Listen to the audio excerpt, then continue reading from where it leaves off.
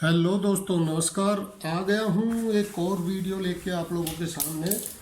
जैसा कि मैं आप लोगों को पता है कि बिल्कुल बेसिक चीज़ें मैं आपको बताता हूँ अपनी वीडियो में स्टॉक मार्केट को लेके।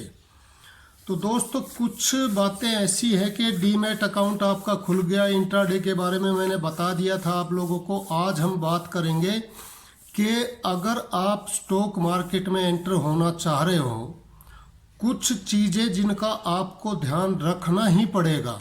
वो कौन सी चीज़ें, उनके नाम बताऊंगा और उनमें होता क्या क्या है वो बताऊंगा।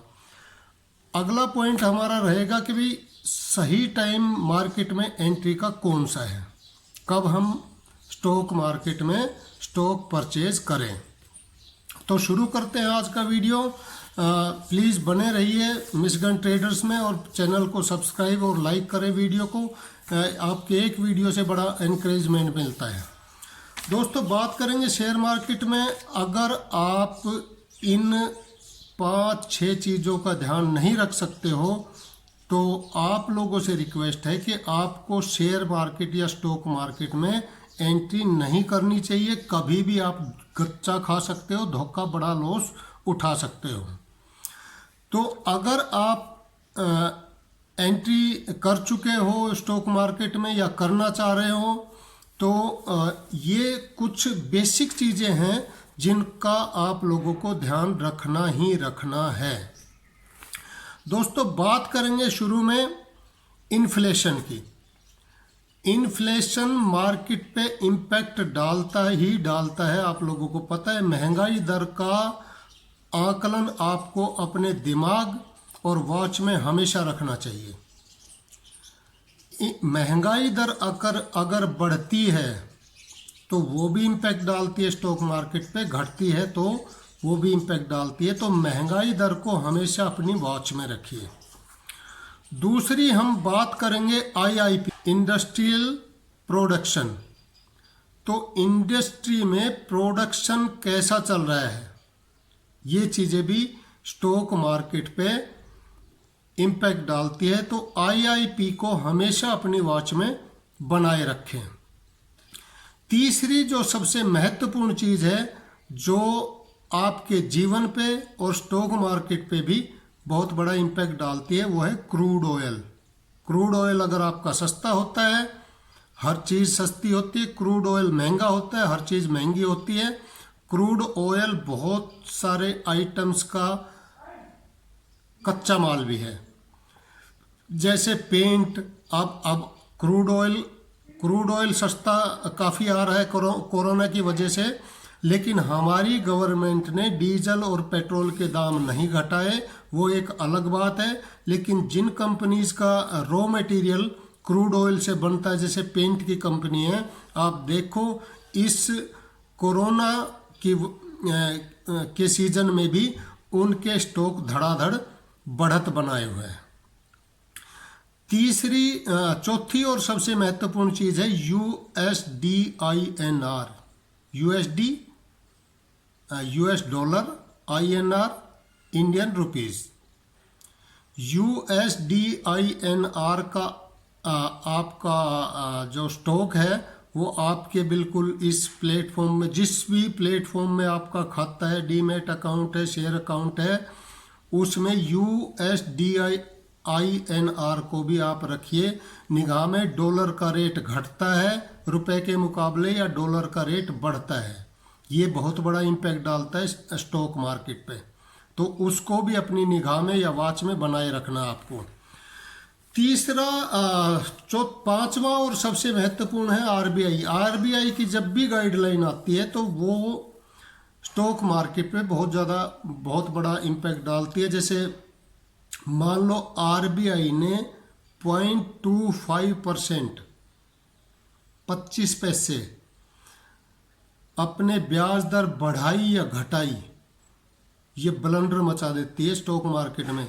क्योंकि हमारा और आपका तो छोटा मोटा लोन होएगा, किसी का नहीं भी होएगा, लेकिन बड़ी बड़ी कंपनी में ने लाखों हजार करोड़ों में लोन लिया हुआ है। जैसे आपके रिलायंस इंडस्ट्री में इस समय 157,000 करोड़ रुपए का लोन ले रखा है। ये 25 पैसा उनकी लागत पे कितना बड़ा असर डालते हैं आप समझ सकते हो।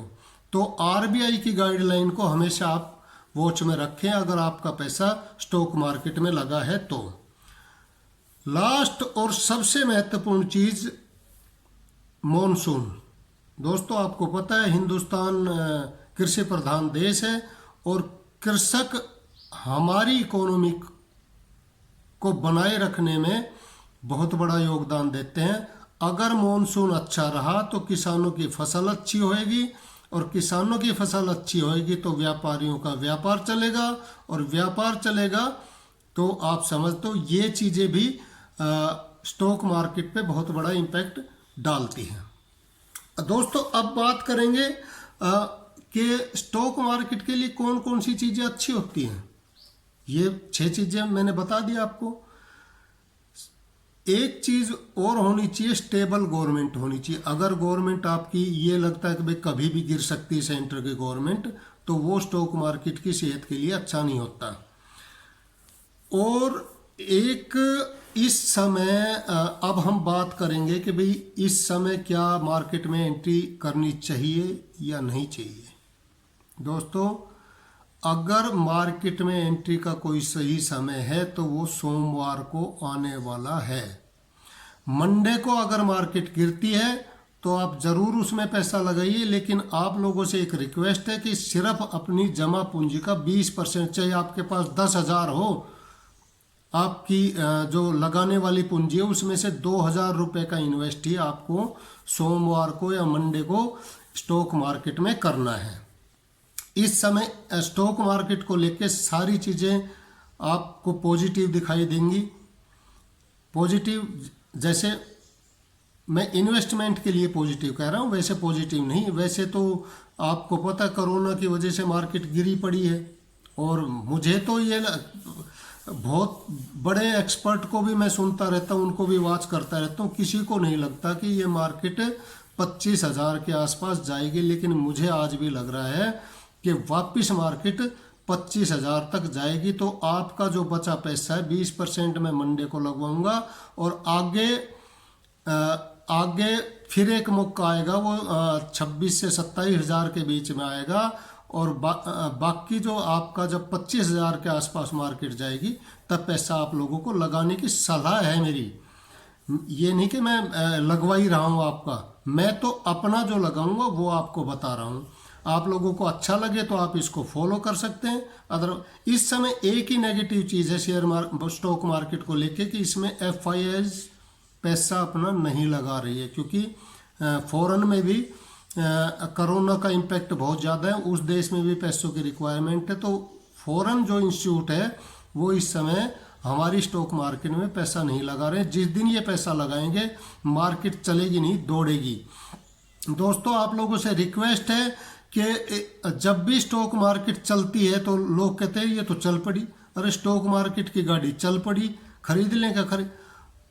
दोस्तों रिक्वेस्ट है आप लोगों से, चलती ट्रेन में कभी भी नहीं चढ़ना चाहिए, ये तो कॉमन सी चीज़ है। चलती ट्रेन में चढ़ने में रिस्क है और जब ट्रेन रुक जाए खड़ी हो जाए तब चढ़ने में आसान है। चलती ट्रेन में आप चढ़ भी सकते हो, आपका पैर भी फिसल सकता है, एक्सीडेंट भी हो सकता है। वही शेयर मार्केट में है कि जब मार्केट चल पड़ी तो चल पड़ी, उसको छोड़ दो ना। ट्रेन चल पड़ी दूसरी आएगी वरना अगले दिन आएगी। ये मौके लाइफ में आते रहेंगे इन्वेस्टमेंट के। संयम से आप लोगों को इन्वेस्टमेंट करनी है और अगली वीडियो बहुत ही जल्द आप लोगों के लिए लेके आऊँगा। प्लीज़ वीडियो को लाइक करें और शेयर करें। Thank you.